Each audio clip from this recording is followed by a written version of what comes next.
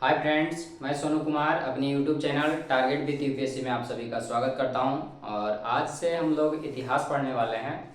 और इतिहास में हम लोग प्राचीन भारत का इतिहास का स्रोत पढ़ने वाले हैं। ठीक है, तो प्राचीन भारत में इतिहास का स्रोत जानने से पहले हम लोग इतिहास के बारे में कुछ जान लेते हैं। ठीक है, यदि आप बीपीएससी के या बिहार एसआई स्पेशल मतलब बीपीएससी का प्रिपरेशन करते हैं या तैयारी कर रहे हैं तो उसके लिए आपको सार्थक रहेगा। ठीक है दोस्तों, तो मतलब प्राचीन भारत के इतिहास का स्रोत जानने से पहले कुछ हम लोग इतिहास के बारे में जान लेते हैं। तो इतिहास का जो जनक होता है मतलब जनक कहा जाता है, वो फादर ऑफ हिस्ट्री जो कहा जाता है वो हेरोडोटस को कहा जाता है। तो हेरोडोटस कहाँ के, वो यूनान के रहने वाले थे। कहाँ, ग्रीक के रहने वाले थे। ठीक है, तो उन्होंने यूनान की क्षेत्रीय भाषा आयोनिक भाषा में एक मतलब ग्रंथ की रचना किया था जिसका नाम है हिस्टोरिका। ठीक है, तो हिस्टोरिका नामक ग्रंथ की रचना किसने किया था? हेरोडोटस ने, जो कहाँ के रहने वाले थे? यूनान के रहने वाले थे। कहाँ के? यूनान के रहने वाले थे। तो यूनान के रहने वाले थे, यानी फादर ऑफ हिस्ट्री कौन हो गए? हेरोडोटस, जिन्होंने किस ग्रंथ की रचना किया था? हिस्टोरिका नामक ग्रंथ की रचना किया था। ठीक है, तो इतिहास, यदि भारत के इतिहास को भी देखा जाए तो आधुनिक अनुसंधान के अनुसार भारत के इतिहास को 3 भागों में बांटा गया है। ठीक है, यानी अध्ययन की सुविधा के लिए हम लोग यदि देखा जाए, अध्ययन की सुविधा के लिए भारत के इतिहास को 3 भागों में बांटा गया है। ठीक है, तो वो 3 भाग कौन कौन होते हैं दोस्तों? तो भारत के इतिहास को 3 भागों में बांटते हैं।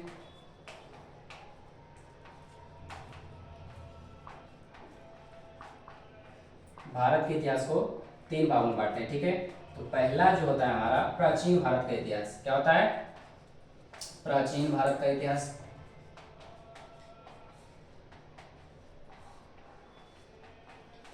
पहला जो होता है क्या होता है? प्राचीन भारत का इतिहास। दूसरा होता है मध्यकालीन भारत का इतिहास।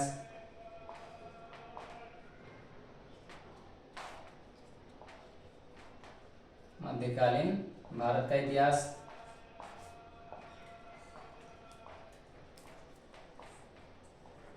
और तीसरा जो होता है वो होता है आधुनिक भारत का इतिहास।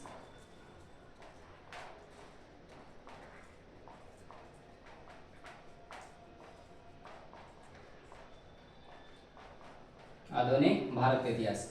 तो भारत के इतिहास को हम लोग कितने भागों में? 3 भागों में बांटते हैं। ठीक है दोस्तों, तो भारत के इतिहास को कितने भागों में? 3 भागों में। कौन कौन होता है? तो प्राचीन भारत का इतिहास, मध्यकालीन भारत का इतिहास और आधुनिक भारत का इतिहास। तो प्राचीन भारत के इतिहास को देखेंगे तो प्राचीन भारत का जो कार्यकाल है, प्राचीन भारत के इतिहास का जो कार्यकाल है वो 30 लाख बीसी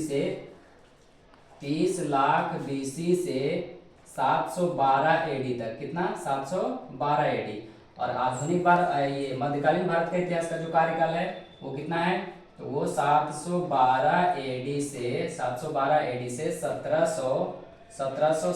एडी तक। कितना? 1707 एडी तक। और यदि आधुनिक भारत के इतिहास को देखा जाए तो 1498 से 1948 या कहीं कहीं आपको क्या मिलेंगे? 50 मिलेंगे। ठीक है दोस्तों, तो आप प्राचीन भारत के इतिहास में कितना 30 लाख बीसी से 712 एडी तक। ठीक है, तो इस काल को कहा जाता है, हम लोग इस काल में पूर्णतः सनातन धर्म का मतलब क्या था? सनातन धर्म के बारे में, सनातन धर्म से संबंधित था। क्या था? सनातन धर्म से संबंधित था। ठीक है, जिसे हम हिंदू धर्म कहते हैं, जिसे हिंदू धर्म कहते हैं। और मध्यकालीन भारत का इतिहास जो है, तो मध्यकालीन भारत में क्या होता है? तो 712 एडी में जो है मोहम्मद बिन कासिम का भारत में आगमन होता है। उसी के साथ इस्लाम धर्म का आगमन हो जाता है। कौन धर्म? इस्लाम धर्म। इस्लाम धर्म का क्या हो जाता है? आगमन हो जाता है। और 1760 में औरंगजेब की मृत्यु के बाद ये क्या होता है? इस्लाम धर्म पूर्णतः समाप्त हो जाता है। और 1498 में फिर क्या देखा जाए, यदि इस मतलब आधुनिक भारत के इतिहास में देखा जाए तो आधुनिक भारत के इतिहास में 1498 में पुर्तगाल के यात्री वास्को डी गामा ने भारत आता है। और 1498 के बाद पुर्तगाल यात्री के बाद ईसाई धर्म का क्या हो जाता है? आगमन हो जाता है। क्या होता है दोस्तों? ईसाई धर्म का आगमन हो जाता है।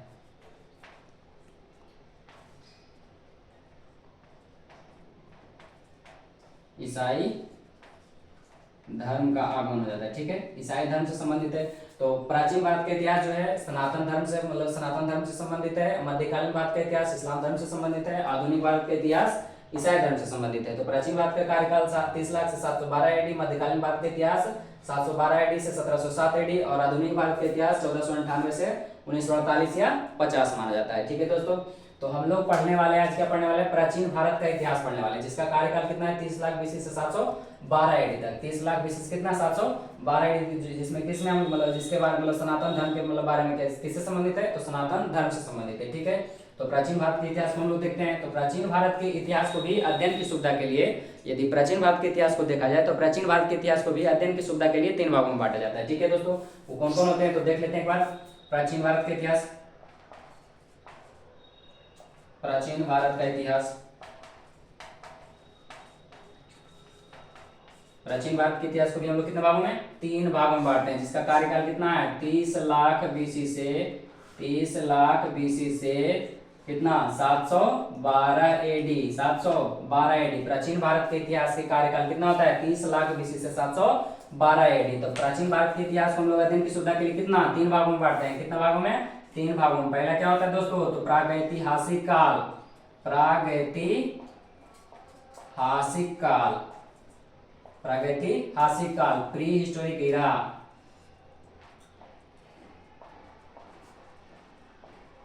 Pre historic era, pre historic era. और दूसरा जो होता है दोस्तों क्या होता है, दूसरा अगर जो हम लोग देखते हैं तो दूसरा जो होता है हमारा वो होता है प्रागैतिहासिक काल। उसके बाद होता है आद ऐतिहासिक काल।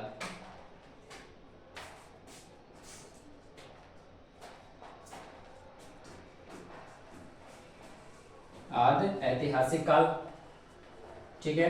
तो आद ऐतिहासिक काल को हम लोग क्या बोलते हैं, proto historic era,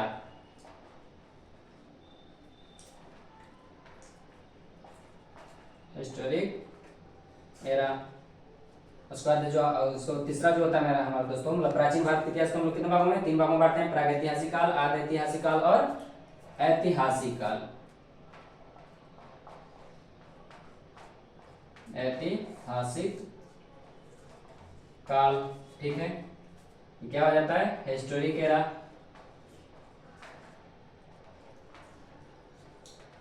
historic era. ठीक है दोस्तों, तो प्राचीन भारत के इतिहास को हम लोग कितने भागों में बांटते हैं, 3 भागों में। पहला क्या होता है प्रागैतिहासिक काल, दूसरा क्या होता है आद ऐतिहासिक काल और तीसरा क्या होता है ऐतिहासिक काल। तो प्रागैतिहासिक काल उस काल को कहा जाता है जिस काल में हम लोग के पास किसी प्रकार का कोई साक्ष्य, लिखित साक्ष्य नहीं मिला था और ना तो पढ़ा गया था। ठीक है, उस काल को हम लोग क्या बोलते हैं प्रागैतिहासिक काल, यानी इस समय लिखित साक्ष्य नहीं प्राप्त हुआ था। ठीक है दोस्तों, लिखित साक्ष्य नहीं था। ठीक है, तो लिखित साक्ष्य नहीं था और ना तो लिखित साक्ष्य मिला और ना ही पढ़ा गया था, उसको रीडिंग किया गया था। और दूसरा जो होता है हमारा दोस्तों वो होता है आद ऐतिहासिक काल। तो आद ऐतिहासिक काल उस काल को कहा जाता है जिस काल में लिखित साक्ष्य तो मिला लेकिन उसको अभी तक पढ़ा नहीं गया था। जैसे में हड़प्पा सभ्यता को काल मतलब हड़प्पा सभ्यता काल को इसी आद ऐतिहासिक काल के अंतर्गत रखा जाता है। ठीक है, हड़प्पा सभ्यता का काल जो है मतलब आद ऐतिहासिक काल के अंतर्गत रखा जाता है। ठीक है दोस्तों, तो इस समय लिखित साक्ष्य तो मिला लेकिन इसको पढ़ा नहीं गया। ठीक है,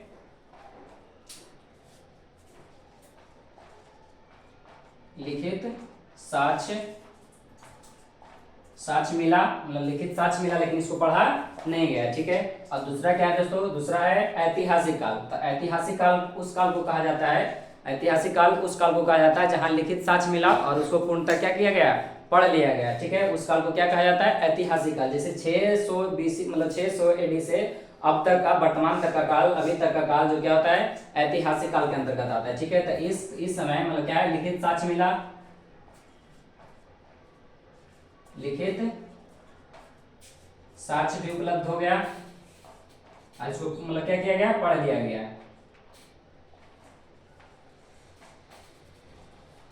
पढ़ लिया गया। ठीक है दोस्तों, तो क्या देख रहे हैं हम लोग, यानी प्राचीन भारत के इतिहास को 3 भागों में बांटते हैं। तो प्राचीन भारत के इतिहास को 3 भागों में कौन बांटते हैं, प्रागैतिहासिक काल जिसको प्री हिस्टोरिक एरा बोलते हैं, उस समय में प्रागैतिहासिक काल उस काल को कहा जाता है जिस काल हमारे पास मतलब ना तो लिखित साक्ष्य मिला और ना ही तो पढ़ा गया। और आद ऐतिहासिक काल उस काल को कहा जाता है जहां लिखित साक्ष्य मिला लेकिन अभी तक उसको पढ़ा नहीं गया था, यानी इसी मतलब आद ऐतिहासिक काल के अंतर्गत आता है हड़प्पा सभ्यता का काल। ठीक है, तो हड़प्पा सभ्यता के कार्यकाल को यानी भारत में अभी तक हड़प्पा सभ्यता को जो लेख था अभी तक भारत में पढ़ा नहीं गया था। ठीक है, और ऐतिहासिक काल जो है मतलब जिस समय लिखित साक्ष्य मिला और पूर्णतः क्या हो गया, पढ़ लिया गया, उसे क्या कहा जाता है ऐतिहासिक काल। जैसे में 600 BC तक 600 AD से आज तक का काल, आज तक का काल क्या कहा जाता है? ऐतिहासिक काल कहा जाता है। ठीक है, तो ऐतिहासिक काल का मतलब क्या होता है दोस्तों? 600 एडी से आज तक का काल को क्या कहते हैं? ऐतिहासिक काल कहते हैं। ठीक है दोस्तों, तब अब इसके बाद हम लोग पढ़ते हैं इतिहास, मतलब प्राचीन भारत का ऐतिहासिक स्रोत जानते हैं। ठीक है दोस्तों, तो मतलब प्राचीन भारत के इतिहास का आज हम लोग स्रोत देखते हैं। ठीक है, प्राचीन भारत का इतिहास का स्रोत, प्राचीन भारत के इतिहास का स्रोत,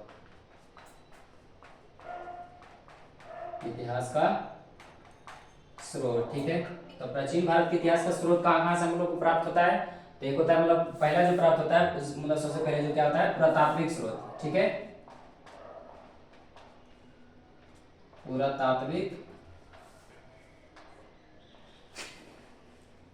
पुरातात्विक स्रोत। ठीक है, और दूसरा जो होता है हमारा क्या होता है? साहित्यिक स्रोत। और तीसरा जो हमारा प्राप्त होता है वो होता है, पहला पुरातात्विक स्रोत और दूसरा क्या होता है? साहित्यिक स्रोत, और दूसरा जो होता है विदेशी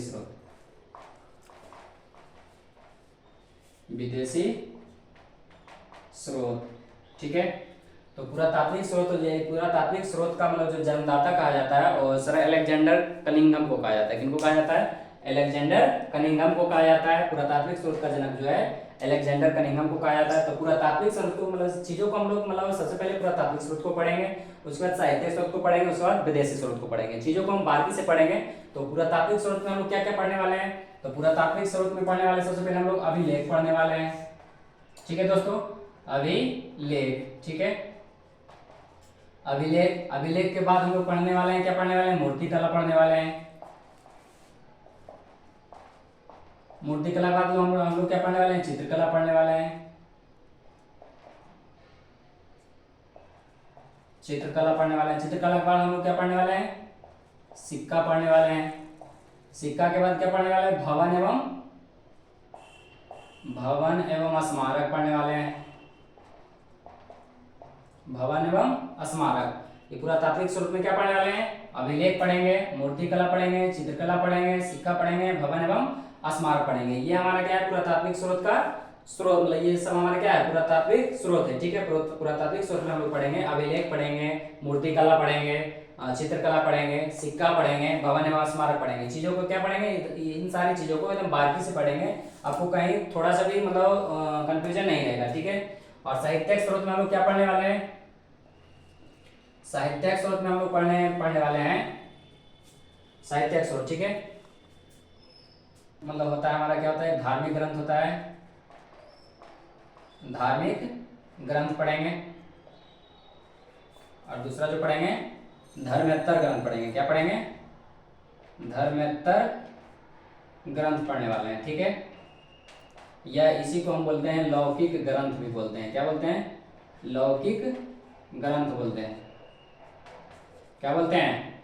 लौकिक ग्रंथ। और तो विदेशी स्रोत में हम लोग क्या पढ़ेंगे? यूनानी ग्रंथ,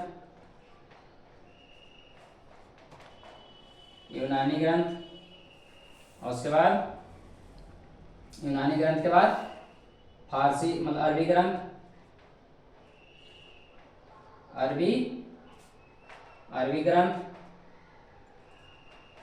ठीक है दोस्तों, अरबी ग्रंथ पढ़ने वाले हैं। अरबी ग्रंथ के बाद हम लोग क्या पढ़ने वाले हैं? चीनी ग्रंथ। ठीक है, चीनी ग्रंथ पढ़ने वाले हैं। ठीक है, तो इन सारी चीजों को हम सब मतलब प्राचीन भारत के इतिहास का स्रोत जो है, जिसमें हम लोग क्या पढ़ेंगे? पुरातात्विक स्रोत पढ़ेंगे। पुरातात्विक स्रोत के बारे में मतलब इनके बाद पुरातात्विक स्रोत का मतलब जन्मदाता जो कहा जाता है अलेक्जेंडर कनिंघम को कहा जाता है। ठीक है, किनको कहा जाता है? अलेक्जेंडर कनिंघम को कहा जाता है। उसके बाद अभिलेख पढ़ेंगे, तो इसमें पढ़ेंगे हम लोग सबसे पहले क्या पढ़ेंगे? अभिलेख पढ़ेंगे। अभिलेख के बाद मूर्तिकला पढ़ेंगे, मूर्तिकला के बाद चित्रकला पढ़ेंगे, चित्रकला के बाद सिक्का पढ़ेंगे, सिक्का के बाद क्या पढ़ेंगे? भवन एवं स्मारक पढ़ेंगे। चीजों को एकदम बारीकी से पढ़ेंगे। ठीक है, उसके बाद हम लोग साहित्यिक स्रोत में पढ़ेंगे, क्या पढ़ेंगे? धार्मिक ग्रंथ पढ़ेंगे और धर्मेत्तर ग्रंथ पढ़ेंगे। उसके बाद यूनानी ग्रंथ में पढ़ेंगे, क्या पढ़ेंगे? यूनानी मतलब विदेशी स्रोत में क्या पढ़ेंगे? यूनानी ग्रंथ पढ़ेंगे, अरबी ग्रंथ पढ़ेंगे और चीनी ग्रंथ पढ़ेंगे। तो साहित्यिक मतलब ये धार्मिक ग्रंथ में हम लोग क्या क्या पढ़ने वाले हैं देख लेते हैं एक बार थोड़ा सा। तो धार्मिक ग्रंथ में हम लोग क्या क्या पढ़ने वाले हैं? तो धार्मिक ग्रंथ में पढ़ने वाले हैं ब्राह्मण ग्रंथ। क्या है? ब्राह्मण ग्रंथ पढ़ने वाले हैं, ब्राह्मण धर्म ग्रंथ, ब्राह्मण धर्म ग्रंथ पढ़ने वाले हैं। उसके बाद बौद्ध धर्म ग्रंथ पढ़ने वाले हैं, बौद्ध धर्म ग्रंथ। उसके बाद क्या पढ़ेंगे, जैन धर्म ग्रंथ, जैन धर्म ग्रंथ पढ़ने वाले हैं। ठीक है, तो साहित्यिक स्वरूप में दो चीज पढ़ने वाले हैं, धार्मिक ग्रंथ और धर्मेतर ग्रंथ, जिसे हम क्या बोलते हैं, लौकिक ग्रंथ बोलते हैं। तो धार्मिक ग्रंथ में क्या क्या पढ़ेंगे, ब्राह्मण धर्म ग्रंथ, बौद्ध धर्म ग्रंथ, और क्या पढ़ने वाले हैं, जैन धर्म ग्रंथ। ठीक है दोस्तों, तो इन सारे चीजों के बाद हम लोग क्या पढ़ने वाले हैं, पुरातात्विक स्रोत के बारे में पढ़ेंगे, अभिलेख पढ़ेंगे। सबसे पहले क्या पढ़ेंगे, अभिलेख पढ़ेंगे। ठीक है, तो पुरातात्विक स्रोत में हम लोग क्या पढ़ने वाले हैं, अभिलेख। तो अभिलेख के अध्ययन करने वाले क्या पढ़ने वाले हैं, सबसे पहले हम लोग क्या पढ़ने वाले हैं, अभिलेख। अभिलेख के अध्ययन करने वाले को क्या कहा जाता है, अभिलेखा शास्त्र कहा जाता है। क्या कहा जाता है दोस्तों, अभिलेखा शास्त्र कहा जाता है, या इसे एपिग्राफी भी कहा जाता है। क्या कहा जाता है, एपिग्राफी। ठीक है, या क्या कहा जाता है दोस्तों, इसको एपिग्राफी कहा जाता है। अभिलेख के अध्ययन करने वाले को अभिलेखा शास्त्र कहा जाता है या एपिग्राफी कहा जाता है। तो अभिलेख जो है, सर्वप्रथम जो अभिलेख पढ़ा गया था वो अशोक का अभिलेख पढ़ा गया था। किसका अभिलेख पढ़ा गया था, सर्वप्रथम जो अभिलेख पढ़ा गया था वो अशोक का अभिलेख पढ़ा गया था। किसका, अशोक का अभिलेख पढ़ा गया था, अभिलेख पढ़ा गया था। सर्वप्रथम जो अभिलेख पढ़ा गया था किसका था, अशोक का अभिलेख, जो किस भाषा में था, प्राकृतिक भाषा में था। कौन सा भाषा में, प्राकृतिक भाषा में, या अर्धमागधी से भी बोलते हैं। क्या बोलते हैं, अर्धमागधी, अर्धमागधी भाषा भी बोलते हैं इसे। क्या कहते हैं, अर्धमागधी बोलते हैं। सर्वप्रथम मतलब अभिलेख के अध्ययन करने वाले को अभिलेखा शास्त्र कहा जाता है या एपिग्राफी कहा जाता है। और अभिलेख मतलब सर्वप्रथम जो अभिलेख पढ़ा गया था, किसका पढ़ा गया था, अशोक का अभिलेख, जो मतलब अशोक का अभिलेख पढ़ा गया था, जो किस भाषा में था, प्राकृतिक भाषा में। अशोक के अभिलेख के पढ़ने वाले कौन थे, तो 1837 ईस्वी में जेम्स प्रिंसेप ने पढ़ा था। किसने पढ़ा था, जेम्स प्रिंसेप ने पढ़ा था। कब पढ़ा था, 1837 में। इसको लिखा कौन था, तो लिखा कौन था, तो चापड़ ने इसको लिखा था, चापड़ के द्वारा लिखा गया था, चापड़ के द्वारा लिखा गया था। सर्वप्रथम जो अभिलेख पढ़ा गया किसका, मतलब अभिलेख पढ़ा गया था, किसका अभिलेख था, अशोक का अभिलेख पढ़ा गया था। किस भाषा में था, अर्धमागधी भाषा में था। और मतलब पढ़ने वाले कौन थे, तो जेम्स प्रिंसेप थे, और लिखने वाले कौन थे, तो चापड़ ने लिखा था। ठीक है दोस्तों, इसके बाद हम लोग मतलब देखें, मतलब चापड़ ने लिखा था, अभिलेख मतलब अभिलेखा शास्त्र कहा जाता है, अशोक ने लिखा था। और ये अशोक का अभिलेख जो था, मतलब अधिकतर अभिलेख जो था इसका ब्राह्मी लिपि में था। कौन सा लिपि में, ब्राह्मी लिपि में। ठीक है दोस्तों, ब्राह्मी लिपि में था। ब्राह्मी लिपि जो क्या होता है, बाएं से दाएं की ओर लिखा जाता है, बाएं से दाएं लिखा जाता है। ठीक है दोस्तों, बाएं से दाएं की ओर लिखा जाता है। ब्राह्मी लिपि, अगर जो मतलब ब्राह्मी लिपि को देखा जाए तो ब्राह्मी लिपि के अनुसार मतलब भगवान, मतलब ये ब्राह्मी लिपि के अनुसार, परंपरा के अनुसार अगर देखा जाए तो ब्राह्मी लिपि को लिखने वाले, मतलब ब्राह्मी लिपि जो है भगवान ब्रह्मा से संबंधित है। ब्राह्मी लिपि जो है ब्राह्मी लिपि किससे संबंधित है, परंपरा के अनुसार, परंपरा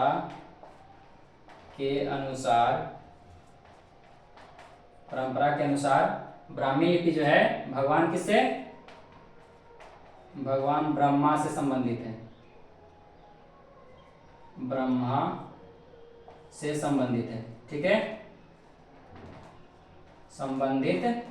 ठीक है, ब्राह्मी लिपि जो है किससे संबंधित है, परंपरा के अनुसार भगवान ब्रह्मा से संबंधित है।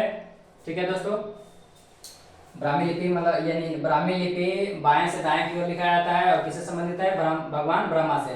तो फिर से एक बार देख लेते हैं हम लोग, मतलब अभिलेख जो मतलब अभिलेख को किसने मतलब अभिलेख को मतलब अध्ययन करने वाले को क्या कहा जाता है, अभिलेखा शास्त्र कहा जाता है या एपिग्राफी कहा जाता है। और सर्वप्रथम जो अभिलेख पढ़ा गया था किसका था, अशोक का अभिलेख पढ़ा गया था, जो किस भाषा में था, प्राकृतिक भाषा, जिसे हम क्या बोलते हैं, अर्धमागधी भाषा बोलते हैं। ठीक है, और 1837 में अशोक के अभिलेख के पढ़ने वाले कौन थे, जेम्स प्रिंसेप ने 1837 में पढ़ा था और चापड़ के द्वारा लिखा गया था। किसके द्वारा लिखा गया था? चापड़ के द्वारा लिखा गया था।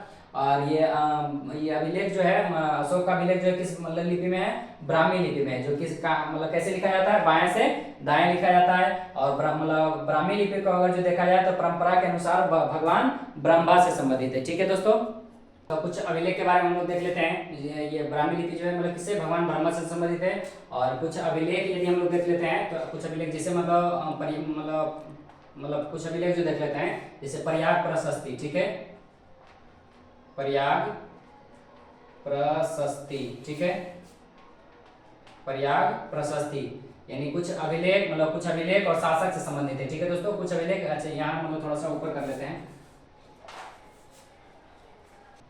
ठीक है दोस्तों, तो प्रयाग प्रशस्ति जिसे मतलब यहाँ शासक के नाम लिख देते हैं। ठीक है, यहाँ जो है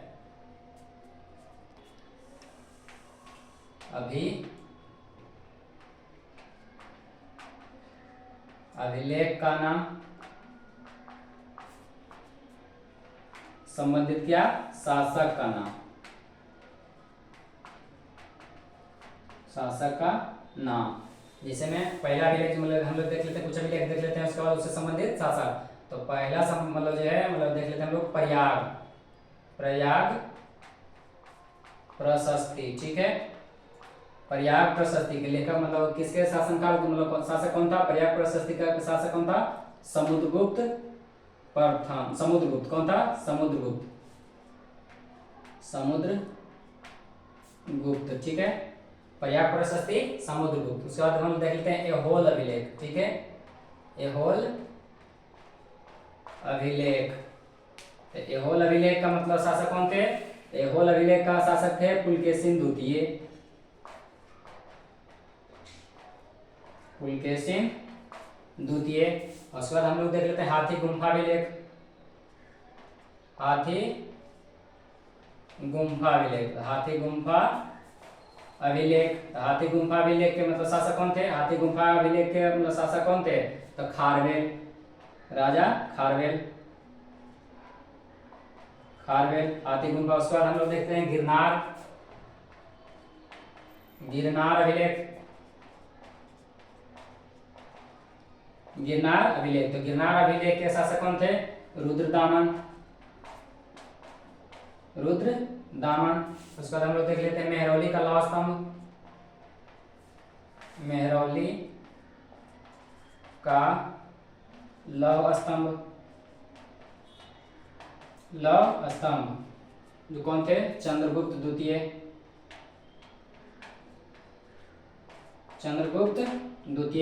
उसके बाद हम लोग देख लेते हैं क्या? मंदसौर अभिलेख।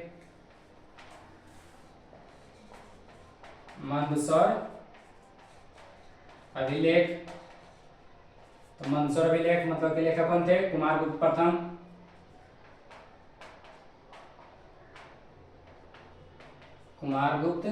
प्रथम। उसके बाद मधुबन बांसखेड़ा। मधुबन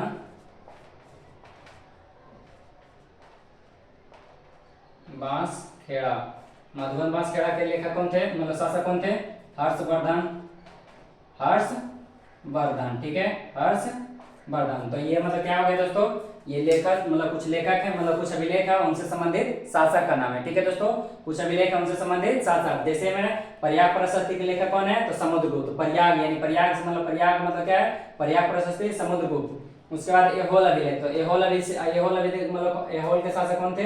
तो पुलकेशिन द्वितीय। उसके बाद हम लोग देखेंगे हाथी गुम्फा अभिलेख। हाथी गुम्फा अभिलेख किससे संबंधित है? तो राजा खारवेल से। और उसके बाद गिरनार अभिलेख। गिरनार किससे संबंधित है? तो रुद्रदामन। और उसके बाद मेहरौली का लौह स्तंभ किससे संबंधित है? चंद्रगुप्त द्वितीय। उसके बाद मंदसौर अभिलेख किससे संबंधित है? कुमारगुप्त प्रथम से। उसके बाद मधुबन बांसखेड़ा। तो मधुबन बांसखेड़ा किससे संबंधित है? हर्षवर्धन से। उसके बाद हम लोग देख लेते हैं क्या? बोगाज-कोई का जो मतलब कुछ और अभिलेख जो है देख लेते हैं उसको। तो बोगाज-कोई का अभिलेख।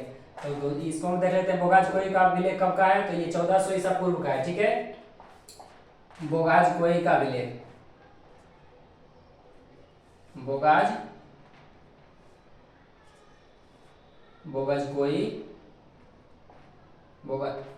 बोगाज-कोई का अभिलेख। ठीक है,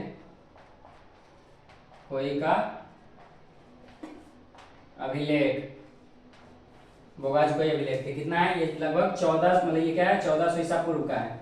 1400 ईसा पूर्व का है। ठीक है, बोगाज कोई अभिलेख क्या है? 1400 ईसा पूर्व।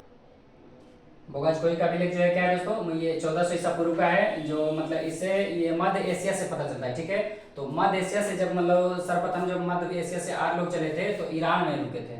ये कहाँ है दोस्तों? मध्य एशिया में। ठीक है, मध्य एशिया। ठीक है, कहाँ है दोस्तों? बोगाज कोई का अभिलेख जो है 1400 ईसा पूर्व का, 1400 ईसा पूर्व का पुराना है और ये मध्य एशिया का है। क्या है? मध्य एशिया। तो मध्य एशिया से सर्वप्रथम जो आर्य लोग चले थे, मध्य एशिया का है, मध्य एशिया से जो आर्य लोग चले थे तो सर्वप्रथम कहाँ रुके थे?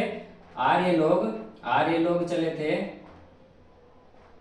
आर्य लोग चले थे तो कहाँ रुके थे?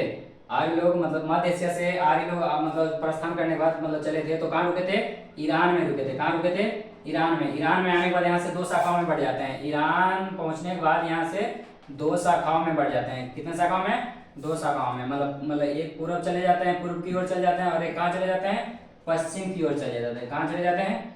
पश्चिम की चले जाते हैं। तो पूर्व में जाकर वैदिक सभ्यता को जन्म देते हैं। वैदिक सभ्यता को जन्म देते हैं और पश्चिम में जाकर पश्चिमी सभ्यता को जन्म देते हैं। ठीक है, पश्चिमी सभ्यता को जन्म देते हैं। यानी मतलब बोगाज कोई अभिलेख से हम लोग को पता चलता है ये 1400 ईसा पूर्व का है, 1400 ईसा पूर्व पुराना है और ये मध्य एशिया में है। मतलब मध्य एशिया से आर्य लोग जब चले थे तो सर्वप्रथम ईरान में रुके थे। कहाँ? ईरान में रुके थे। ईरान में रुकने के बाद यहाँ से ये 2 शाखाओं में बट गए। 2 शाखाओं में बट गए, एक पूरब की ओर चले गए, एक पश्चिम की ओर चले गए। तो पूरब में जाकर वैदिक सभ्यता को जन्म दिया और पश्चिम में जाकर क्या दिया? पश्चिमी सभ्यता को दिया। तो वैदिक सभ्यता से हम लोग को एक मतलब वैदिक सभ्यता से वैदिक देवता के बारे में हम लोग को जानकारी मिलता है। ठीक है, इसको थोड़ा सा मिटा देते हैं।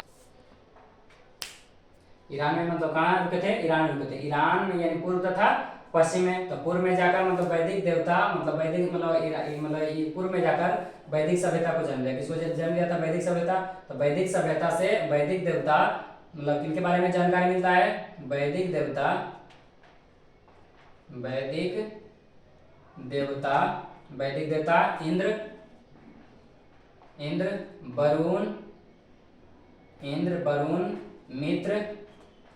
इंद्र, मित्र, नासत्य, और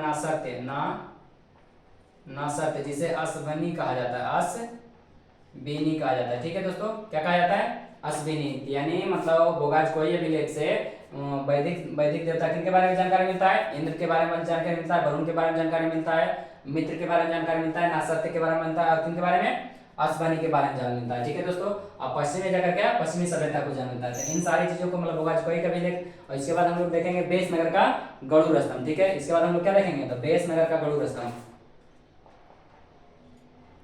बेस नगर का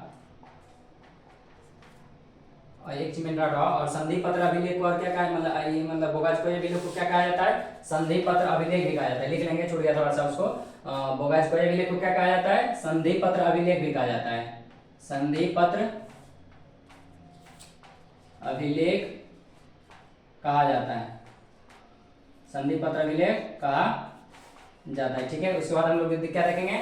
इसके बाद हम लोग देखेंगे दूसरा अभिलेख जो देखेंगे हम लोग बेस नगर का गरुड़ स्तंभ। ठीक है, बेस नगर का गरुड़ स्तंभ। ठीक है, बेस नगर का गरुड़ स्तंभ जिसका प्राचीन नाम क्या था? विदिशा।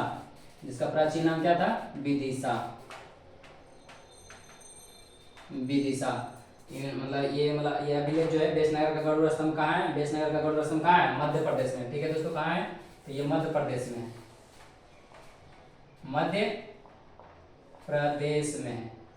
कहाँ है? मध्य प्रदेश में। ठीक है, बेस नगर का गरुड़ स्तंभ कहाँ है? मध्य प्रदेश में है, जिसका प्राचीन नाम क्या है? विदिशा है। यह जो मतलब विदिशा जो है बेस नगर का जो गरुड़ स्तंभ है ये यूनान की मतलब ये विदिशा जो है यूनान की देवता हेलियोडोरस से संबंधित है। यूनानी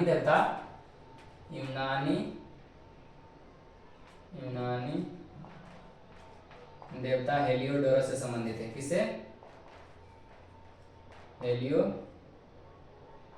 हेलियोडोरस हेलियोडोरस से संबंधित है, ठीक है, हेलियोडोरस से संबंधित है। यूनानी मतलब बेशनगर का जो गरुड़ स्तंभ है, बेशनगर का गरुड़ अभिलेख जो है ये मध्य प्रदेश में है, जिसका प्राचीन नाम विदिशा है, और यूनानी देवता हेलियोडोरस से संबंधित है। किससे संबंधित है? हेलियोडोरस से संबंधित है। और हेलियोडोरस ने मतलब किस धर्म को अपनाया था? तो ये भागवतम धर्म को अपनाया था। कौन सा धर्म को? भागवतम धर्म को अपनाया था, ठीक है दोस्तों, भागवतम धर्म को अपनाया था, भागवतम धर्म को अपनाया था, भागवतम धर्म को अपनाया था। और इन्होंने स्वयं को भागवतम कहा था। क्या कहा था? स्वयं को भागवतम, अपने मतलब स्वयं को क्या कहा था? स्वयं को भागवतम कहा था, भागवतम कहा था। भागवत धर्म से संबंधित था, ठीक है, भागवत धर्म से संबंधित था और स्वयं को भागवतम कहा था, भागवतम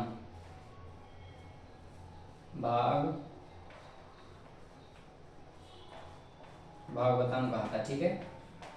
उसके बाद मतलब हम लोग बेशनगर का गरुड़ स्तंभ देख लिए। उसके बाद हम लोग देखेंगे पर्सिपोलस का, मतलब पर्सिपोलस का अभिलेख, ठीक है, पर्सिपोलस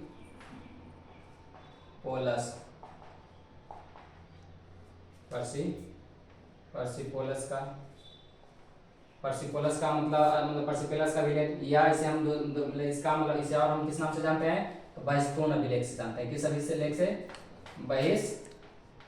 बहिस्तून अभिलेख से, ठीक है दोस्तों। इसको आप किस नाम से जानते हैं? बहिस्तून। या जैसे गरुड़ स्तंभ को किस नाम से जानते हैं? विदिशा के नाम से जानते हैं, उसी प्रकार से पर्सिपोलस को किस नाम से जानते हैं? तो बहिस्तून अभिलेख से जानते हैं। किस अभिलेख से? बहिस्तून अभिलेख के नाम से जानते हैं, ठीक है दोस्तों। तो बहिस्तून अभिलेख जो कहाँ से मतलब ये कहाँ है? तो ईरान, मतलब ईरान जिसे हम फारस बोलते हैं, ईरान जो है जिसे हम क्या बोलते हैं? फारस बोलते हैं, ठीक है। ईरान जिसे हम क्या बोलते हैं? फारस से संबंधित। कहाँ से? फारस से संबंधित, जिसकी राजधानी कहाँ है? पर ईरान और फारस, जिसकी राजधानी कहाँ था? पर्सिपोलस। इसकी राजधानी कहाँ था? पर्सिपोलस, ठीक है दोस्तों, जिसकी राजधानी कहाँ था? पर्सिपोलस। तो पर्सिपोलस मतलब किससे संबंधित था? तो पर्सिपोलस का जो मतलब अभिलेख है, पर्सिपोलस का अभिलेख है, जिसे बहिस्तून अभिलेख कहा जाता है, जो ईरान में कहाँ स्थित है? ईरान में। ईरान जिसे फारस बोलते हैं, जिसकी राजधानी कहाँ था? प्राचीन मतलब जिसकी राजधानी कहाँ थी? पर्सिपोलस थी, ठीक है। तो पर्सिपोलस थी, तो यहाँ से संबंधित हम लोग इसके मतलब कहाँ से संबंधित, मतलब किससे संबंधित है? ये दारा प्रथम या डेरियस प्रथम से संबंधित है। किससे संबंधित है? डेरियस प्रथम से संबंधित है, डेरियस प्रथम से संबंधित है, जिसे दारा प्रथम कहा जाता है। क्या कहा जाता है? दारा प्रथम कहा जाता है, डेरियस प्रथम या दारा प्रथम कहा जाता है, ठीक है दोस्तों। तो पर्सिपोलस यानी हम लोग मतलब अभिलेख के बारे में जिक्र कर लिए। और इसके बाद हम लोग पढ़ेंगे मूर्तिकला, फिर पढ़ेंगे चित्रकला, फिर पढ़ेंगे सिक्का, फिर पढ़ेंगे भवन एवं स्मारक, ठीक है। यानी प्राचीन भारत के हम लोग कितने भागों में देखे थे? प्राचीन भारत के इतिहास का स्रोत को हम लोग कितने भागों में? 3 भागों में देखे थे। तो पहला हम लोग क्या देखे थे? प्रागैतिहासिक काल, उसके बाद देखे थे आदि ऐतिहासिक काल, उसके बाद देखे थे ऐतिहासिक काल। ऐतिहासिक स्रोत के बारे में हम लोग क्या देखे? ऐतिहासिक स्रोत में मतलब हम लोग देखे पुरातात्विक स्रोत देखे, उसके बाद साहित्यिक स्रोत देखे, उसके बाद विदेशी स्रोत देखे। तो पुरातात्विक स्रोत में हम लोग क्या पढ़े? अभिलेख। तो अभिलेख के पढ़ने वालों को, अध्ययन करने वालों को क्या कहा जाता है? अभिलेखा शास्त्र या एपिग्राफी कहा जाता है। तो उसमें हम लोग बहुत सारे देखे कि अभिलेख मतलब सबसे पहले जो अभिलेख पढ़ा गया था किसका? अशोक का अभिलेख पढ़ा गया था, जो मतलब किस भाषा में था? प्राकृतिक भाषा में, जिससे मतलब जिसे क्या कहा जाता है? अर्धमागधी भाषा कहा जाता है, ठीक है। तो मतलब अभिलेख मतलब किस ओर लिखा जाता था? वो लिखा जाता बाएं से दाएं। किस लिपि की था? ब्राह्मण लिपि, मतलब किससे संबंधित था? भगवान ब्रह्मा से संबंधित था, ठीक है। और उसके बाद फिर हम लोग कुछ मतलब अभिलेख देखे, जैसे पर्याय प्रस्तुति किससे था? समुद्रगुप्त से। पुलकेशिन दूसरे मतलब उसके बाद देखे हम क्या देखे थे? जैसे मतलब हाथी गुम्फा देखे थे, खारवेल देखे, सभी देखे। उसके बाद फिर बोगाजकोई देखे, बोगाजकोई के बाद बेशनगर का गरुड़ स्तंभ देखे, उसके बाद क्या देखे? पर्सिपोलस का देखे। क्या देखे? पर्सिपोलस था। पर्सिपोलस का बहिस्तून अभिलेख, मतलब पर्सिपोलस का नाम क्या था? बहिस्तून अभिलेख। ये कहाँ है? मतलब ईरान या फारस, मतलब जिसकी राजधानी कहाँ था? पर्सिपोलस था। ये किससे संबंधित था? तो डेरियस प्रथम या दारा प्रथम से संबंधित था। तो सर्वप्रथम मतलब आक्रमण, मतलब भारत पर आक्रमण करने वाले सर्वप्रथम कौन थे? ईरानियों थे। ईरानियों ने सर्वप्रथम भारत पर आक्रमण किसने किया था? ईरानियों ने। भारत सर्वप्रथम